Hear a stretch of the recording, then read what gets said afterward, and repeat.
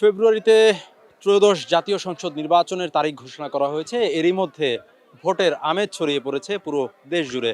তবে ব্যতিক্রমী কিছু ঘটনা শঙ্কাও তৈরি করছে। বর্ণমালা রোমিও প্রেজেন্টস ভোটের পথে বাংলাদেশে আজকে ঢাকা 12 আসনের প্রার্থী মুনতাসির মাহমুদ আমাদের সাথে সংযুক্ত আছেন। তার কাছ থেকে নানান বিষয় জানতে চাইব। ভোটারদের প্রতি তার কি প্রতিশ্রুতি থাকছে, পাশাপাশি তিনি নির্বাচনের যেই সুষ্ঠু নির্বাচনের পথে অন্তরায় নাকি সুষ্ঠু পরিবেশ বজায় আছে, সেই বিষয়গুলো কথা হবে বিস্তারিত। মুনতাসির মাহমুদ, আপনাকে ধন্যবাদ সদ্য সংবাদে সংযুক্ত হওয়ার জন্য। জি ধন্যবাদ। আসসালামু আলাইকুম। আপনি ঢাকা 12 আসনে নির্বাচন করবেন। ঢাকা 12 আসনে সম্প্রতি আমরা দেখেছি একটি সহিংসতার ঘটনা, সন্ত্রাসবাদের ঘটনা ঘটেছে এবং সেখানে বিএনপির জ্যেষ্ঠ একজন রাজনৈতিক কর্মী খুন হয়েছেন। তো নির্বাচনের আগে এই ধরনের ঘটনাগুলোকে আপনি আসলে কিভাবে মূল্যায়ন করছেন? শুধু একটা ঘটনা না, আমাদের এই ঢাকা 12 ফার্মগেট তেজগাঁও এই এলাকাতে দুইটা খুন হয়েছে। একটা হয়েছে তেজগাঁও কলেজের শিক্ষাঙ্গনে ছাত্রাবাসে ঢুকে ছাত্রদলেরই দুই গ্রুপের মারামারিতে সেখানে একজন শিক্ষার্থী সাকিব, যেটা আমরা বলছি যে জুলাই গণ অভ্যুত্থানের পর শিক্ষাঙ্গনে প্রথম হত্যাকাণ্ড, সেটা ঘটেছে। এরপরে আপনার যেটা বললেন যে মুসাব্বির নামে স্বেচ্ছাসেবক দলের যিনি ছিলেন তাকে খুন করা হয়েছে। আমরা এগুলা নিয়ে আসলে খুবই আশঙ্কার মধ্যে আছি। যেমন আমাকেও কিন্তু স্পষ্ট ফোন করে সরাসরি বেশ কয়েকবার হত্যার হুমকি দেওয়া হয়েছে। আমি আইনশৃঙ্খলা বাহিনী, স্বরাষ্ট্র মন্ত্রণালয় থেকে শুরু করে অনেক জায়গায় জানিয়েছি, এখন পর্যন্ত ব্যবস্থা নেওয়া হয়নি। তো এই যে একটা পরিস্থিতি, এটা অবশ্যই আমাদের মধ্যে একটা আশঙ্কার জন্ম দেয়। কিন্তু সেই সাথে আমরা চাই যে এই সময়ের মধ্যে, যেই সময়টা ঘোষণা করা হয়েছে, এই সময়ের মধ্যে অবশ্যই সুষ্ঠু নির্বাচন হয়ে যেতে হবে এবং নির্বাচিত প্রতিনিধিদের কাছে ক্ষমতাটা স্থানান্তর করতে হবে। না হলে দেশে স্থিতিশীল অবস্থা তৈরি হবে না। সেই জায়গা থেকে আমরা বর্তমান সরকারের কাছে আহ্বান করব, যাতে বাংলাদেশ সেনাবাহিনী থেকে শুরু করে, আইনশৃঙ্খলা বাহিনী থেকে শুরু করে, গোয়েন্দা সংস্থা থেকে শুরু করে সবাই যাতে সর্বোচ্চভাবে, যারা প্রার্থী আছে, জনগণ আছে, তাদের নিরাপত্তা এবং সুষ্ঠু ভোট হওয়ার জন্য যাতে তারা সর্বাত্মকভাবে কাজ করে, এটা আমার সরকারের প্রতি দাবি থাকবে। ভোট ঘনিয়ে আসছে। যারা রাজনীতিতে সংসদ নির্বাচন করছেন, বিভিন্ন রাজনৈতিক প্ল্যাটফর্মের সাথে জড়িত ছিলেন, তারাও আপনার প্রতিদ্বন্দ্বী। আসলে এই যে ভোটের মাঠ, সেটি কি আসলে অসম লড়াই কিনা আপনার জন্য? এবং আপনি যেহেতু আগে এনসিপির সাথে সংযুক্ত ছিলেন এবং জুলাই আন্দোলনে আপনি একজন অন্যতম সংগঠকও ছিলেন, প্রতিদিন যখন আপনি চলাফেরা করছেন, যেহেতু এখনো প্রচারণা শুরু হয়নি, প্রতিক্রিয়া আসলে কেমন দেখছেন যখন ভোটারদের সাথে দেখা হয়ে যাচ্ছে আসলে? আলহামদুলিল্লাহ, আমি অনেক ভালো প্রতিক্রিয়া পাচ্ছি, মানুষের প্রচণ্ড পরিমাণ ভালোবাসা পাচ্ছি। কারণ আমি তো উড়ে এসে জুড়ে বসা লোক না, আমি এলাকার স্থানীয়, আমি এখানে জন্ম নিয়েছি এবং আমার এই ক্ষুদ্র রাজনৈতিক জীবনে ফ্যাসিবাদী আমলে প্রায় 8 থেকে 9 বছরের টানা সংগ্রাম আছে। যেই সময় কেউ খুনি হাসিনার বিরুদ্ধে কথা বলতো না, তখন আমরা সরাসরি খুনি হাসিনা বলে, ভোট ডাকাত বলে স্লোগান দিয়েছি। এমনকি আমরা বিএনপির ডাকেও বহুবার রাজপথে নেমে এসেছি। দেশনেত্রী খালেদা জিয়ার মুক্তির জন্য বহুবার আমরা রাজপথে নেমে এসেছি, যাতে এই ফ্যাসিবাদের পতন হয়, ওই শেখ হাসিনার পতন হয়ে আমরা একটা গণতান্ত্রিক বাংলাদেশে যাই। সেটার জন্য আমরা বহু সংগ্রাম করেছি, আমরা মামলার শিকার হয়েছি, হামলার শিকার হয়েছি, তবুও আমরা হাল ছাড়ি নাই। তো সেই জায়গা থেকে আমি মনে করি যে জুলাই গণঅভ্যুত্থানে যারা অবদান রেখেছে, আমাদের মতো যারা সামনের সারিতে থেকে এবং জীবনকে ঝুঁকি রেখে, জীবনের ঝুঁকি নিয়ে দেশকে ফ্যাসিবাদ মুক্ত করেছে, তাদের প্রতি বাংলাদেশের মানুষের আলাদা একটা। আমি কিন্তু ছাত্র না, আমি পড়াশোনা শেষ করেছি, মাস্টার্স শেষ করেছি 2022 সালে। এবং আমি যতটুকু জেনেছি, এই ঢাকা 12 আসনে যারা দাঁড়িয়েছেন, আমি সবচেয়ে তরুণ, বয়সে আমি সবার ছোট, কিন্তু শিক্ষার দিক থেকে আমি সবার উপরে আছি। আল্লাহর রহমতে আমি মাস্টার্স শেষ করেছি। আমার ভুলও হতে পারে, কিন্তু আমি যতটুকু জেনেছি আর কোনো প্রার্থী শিক্ষাগত দিক থেকেও আমার জায়গায় নেই। তাহলে আমি সবচেয়ে তরুণ, সবচেয়ে শিক্ষিত প্রার্থী হিসাবে আমি মানুষের কাছে প্রচণ্ড পরিমাণ ভালোবাসা পাচ্ছি। কিন্তু আমাদের ওই মাসল পাওয়ার নেই, আমাদের কোনো সন্ত্রাসী বাহিনী নেই, আমাদের কোনো দুর্নীতির টাকা নাই। কিন্তু আমরা আমাদের সততা দিয়ে মানুষের জন্য যাচ্ছি, কাজ করার চেষ্টা করছি এবং যেই প্রতিশ্রুতি আমরা রাখতে পারবো, সেই ধরনের বাস্তবসম্মত প্রতিশ্রুতি দিচ্ছি এবং ঘরে ঘরে গিয়ে মানুষের কাছে দোয়া চাচ্ছি। এবং মানুষের যে পরিমাণ ভালোবাসা পাচ্ছি, তাতে আমি মনে হচ্ছে যে ঢাকা 12 আসনে ইনশাল্লাহ জনগণ এবং আল্লাহ যদি চায় আমি সংসদ সদস্য নির্বাচিত হব। মুনতাসির, ঢাকা 12 আসনে একটি বড় বাজার রয়েছে এবং সেখানে চাঁদাবাজি থেকে শুরু করে মাদকের যে সয়লাভ, সেই বিষয়টি একদম মানে প্রকাশ্যের বিষয়, এটি কোনো গোপন বিষয় নয়। তো এই বিষয়গুলো নিয়ে আপনি আসলে কি প্রতিশ্রুতি থাকবে ভোটারদের কাছে, এবং আপনার কতটুকু আশাবাদী যে আপনি যদি জয়ী হন এগুলো নিয়ে আপনি কাজ করতে পারবেন? কারণ এটি একটি বড় সংঘবদ্ধ চক্রের দ্বারা নিয়ন্ত্রিত। তাদের বিরুদ্ধে যে আপনি এখানে আসলে কোনো অবস্থান রাখতে পারবেন কিনা? প্রথমত হচ্ছে আমরা যারা জুলাই গণঅভ্যুত্থানেও মানে যারা নেতৃত্ব দিয়েছি, যারা অবদান রেখেছি, তাদের কাছে সবার এই প্রশ্নটা ছিল যে খুনি হাসিনাকে কিভাবে তোমরা হারাবা, পারবা না। আমরা এক আল্লাহর উপর ভরসা রাখছি এবং নিজেদের কাজ করছি।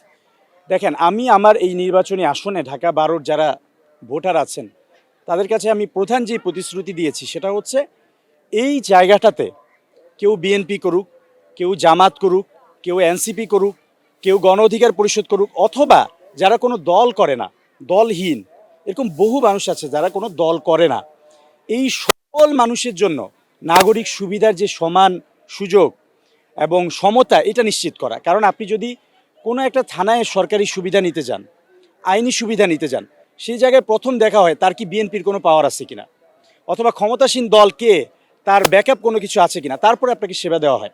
আমি স্পষ্টভাবে প্রধান যে প্রতিশ্রুতি দিয়েছি যে এই এলাকার মানুষের, জনগণের জন্য দল মত নির্বিশেষে সবাই নিরাপদে থাকবে এবং সরকারি যেসব সুযোগ সুবিধা আছে তার সমতা তারা সমানভাবে পাবে। তো যখন আমি এইভাবে কাজ করব এবং আমি হারার পরেও অথবা জিতার পরেও আমি যদি সংসদ সদস্য নির্বাচিত হই তাহলে তো করবই, যদি হারিও আমি চেষ্টা করব যে এখানে যারা বিরোধী প্রার্থী ছিলেন, বিএনপির যারা নেতৃবৃন্দ ছিলেন, এখন আছেন, জামাতের যারা আছেন, তাদের সবাইকে নিয়ে যে আমরা আমাদের এই এলাকায় মাদক চাই না, আমরা এই কারণ বাজারের এই এলাকায় আমরা চাঁদাবাজি হতে দিব না।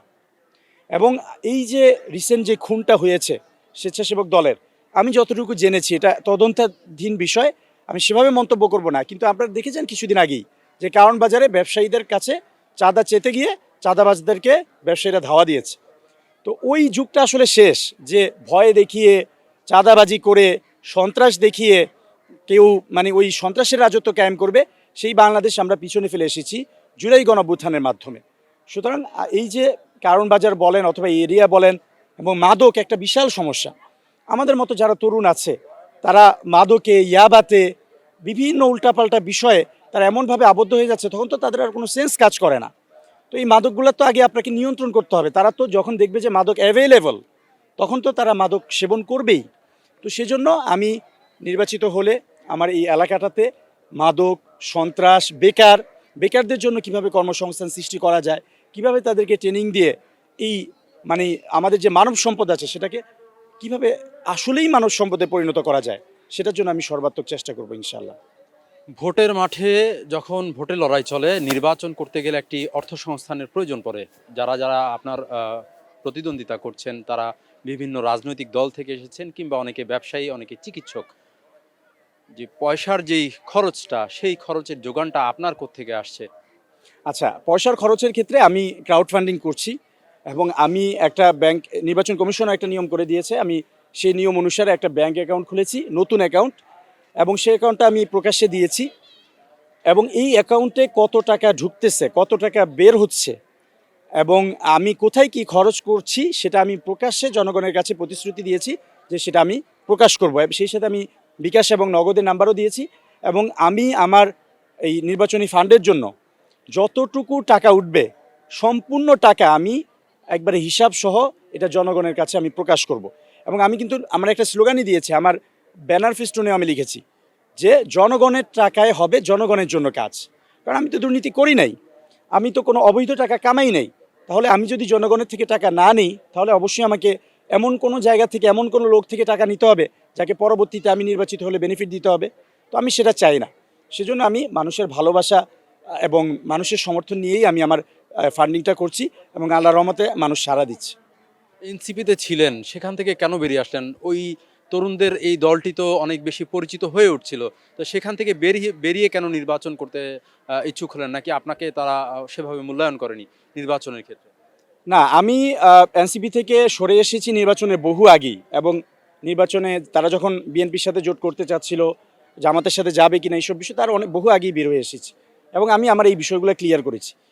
এনসিপির বিষয়ে আমি শহীদ ওসমান হাদির একটা কথা বলবো, আওয়ামী লীগ যেভাবে মুক্তিযুদ্ধকে কুক্ষিগত করেছিল, নিজেদের দলীয় সম্পত্তি বানিয়ে ফেলেছিল, এনসিপি এই জুলাই গণঅভ্যুত্থানটাকে নিজেদের দলীয় সম্পত্তি বানিয়ে ফেলেছে। তারা মনে করে যে জুলাই গণঅভ্যুত্থানের একমাত্র দাবিদার মানে একমাত্র ক্রেডিট তাদের প্রাপ্য, যেটা সম্পূর্ণ অন্যায়। তাদের বহু নেতা দুর্নীতি করেছে, ছাত্র উপদেষ্টারা দুর্নীতি করেছে, সেগুলোর বিরুদ্ধে আমি প্রকাশ্যে বলেছি। এবং আমি মনে হয় একমাত্র এত প্রকাশ্যে তারা যখন ক্ষমতায় ছিল পদত্যাগ করার আগেই আমি স্পষ্ট ওই উপদেষ্টা আসিফ মাহমুদ এবং উপদেষ্টা মাহফুজ আলমের বিরুদ্ধে, তাদের অন্যায়ের বিরুদ্ধে কিন্তু আমি প্রতিবাদগুলো করেছি, প্রমাণ দিয়েছি। আমার বিরুদ্ধে অনেক কিছু হয়েছে, আমি থামি নাই।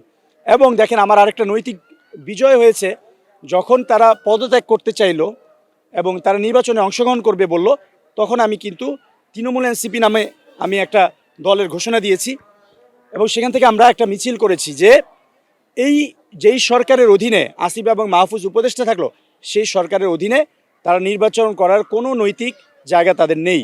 তারা যাতে নির্বাচন না করতে পারে এবং দুদক যাতে তাদের দুর্নীতির অনুসন্ধান করে এবং সেগুলোর বিচার করে, তদন্ত করে।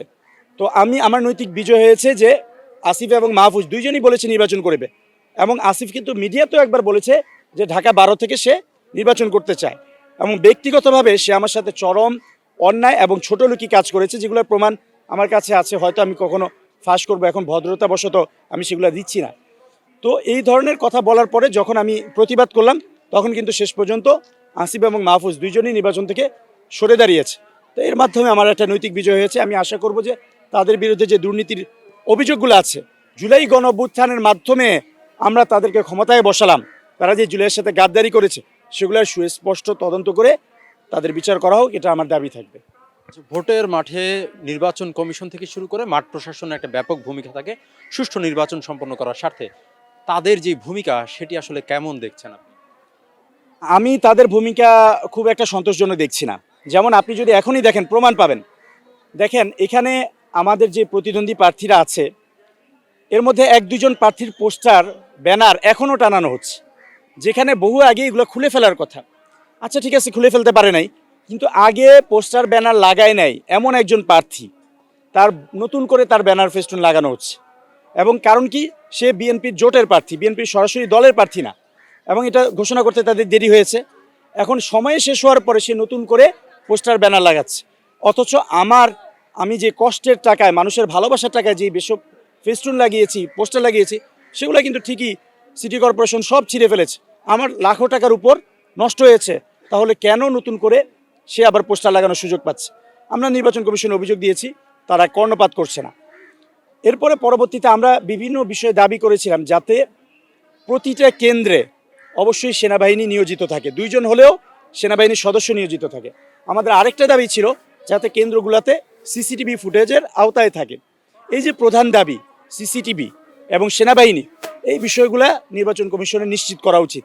কারণ একটা নির্বাচন করতে অনেক টাকা পয়সা খরচ হয়, এবং দেশের মানুষের এটাই হচ্ছে প্রধান, যে তাদের মানুষ যে জনগণ তাদের ভোটটা দিয়ে, এই যে ভোটাধিকার, এটা দিয়ে যে আসলেই কাউকে বসাচ্ছে, এটাই কিন্তু এই নির্বাচনটা। এটার জন্য বহু টাকা খরচ হয়। তো আরও একটু বেশি টাকা খরচ হলেও প্রতিটা কক্ষে যদি সিসিটিভি ফুটেজ থাকে এবং সেনাবাহিনী থাকে, তাহলে আমি মনে করি যে বাংলাদেশের ইতিহাসের সবচেয়ে সুষ্ঠু এবং নিরপেক্ষ একটি নির্বাচন হবে। এবং এজন্য আমি এখনও দাবি করব যাতে প্রতিটা কেন্দ্রে, প্রতিটা রুমে সিসিটিভি থাকে এবং বাংলাদেশ সেনাবাহিনীর সদস্যরা নিয়োজিত থাকে। আমার সদ্য সংবাদের সাথে সংযুক্ত হওয়ার জন্য আপনাকে ধন্যবাদ। দর্শক, আমার সাথে সংযুক্ত ছিলেন ঢাকা 12 আসনের সংসদ সদস্য প্রার্থী মুনতাসির মাহমুদ। তিনি আসলে তার প্রতিশ্রুতির কথাগুলো বলছিলেন, তার সংকট, সংশয় এবং সম্ভাবনার কথাগুলো বলছিলেন। জয় পরাজয় যাই হোক, নির্বাচনে জয়ী হবেন একজন, সংসদ সদস্য হয়ে ওই নির্বাচনী এলাকার সাধারণ ভোটারদের হয়ে কথা বলবেন, কণ্ঠস্বর উঁচু রাখবেন সবসময়, এমন প্রত্যাশা সাধারণ ভোটারদের। আবারও নতুন কোনো পর্বে নতুন কোনো অতিথি নিয়ে দেখা হবে, কথা হবে। ততক্ষণ পর্যন্ত সবাই ভালো থাকবেন, নিরাপদে থাকবেন, সদ্য সংবাদের সাথেই থাকবেন।